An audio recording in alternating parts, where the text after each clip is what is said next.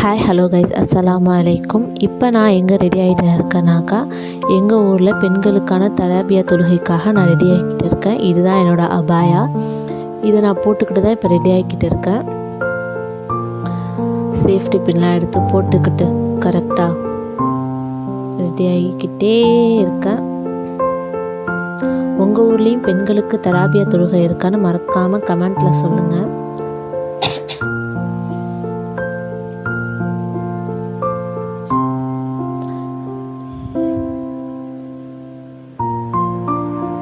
எங்கள் ஊரில் 30 நாளும் பெண்களுக்கான தராபியா தொழுகை நடக்கும்.